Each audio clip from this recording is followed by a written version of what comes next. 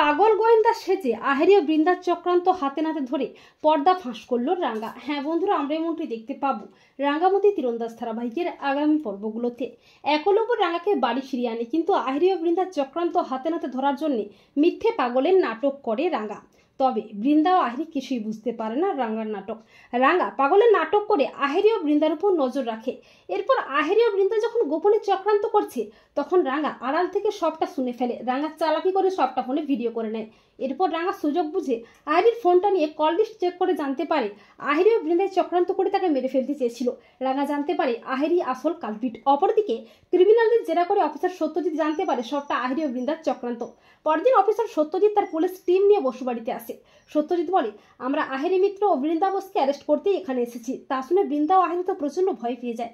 আহেরি আমতা আমতা করে বলে, অফিসার আপনি এসব কি বলছেন?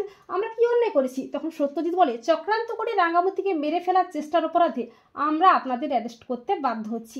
তখন আহেরি বলে, অফিসার আপনাদের কাছে কিন্তু কোনো প্রমাণ নেই যে আমরাই রাঙ্গাকে মেরে ফেলার চেষ্টা করেছি, আর প্রমাণ ছাড়া আপনারা আমাদের অ্যারেস্ট করতে পারেন না। তখন রাঙ্গা এসে বলে, প্রমাণ ওর কাছে আছে। এই বলে বৃন্দা ও আহেরির গোপন চক্রান্তের ভিডিও সবাইকে দেখায়। আহেরি আমতা আমতা করে বলে, কিন্তু রাঙ্গা তুমি তো মানসিকভাবে অসুস্থ। রাঙ্গা বলে, না রে আহেরি দিদি, মু সম্পূর্ণ সুস্থ। তোদের দুটো শয়তানকে হাতে নাতে ধরার জন্যে এই মিথ্যে পাগলের নাটকটা করেছিলাম।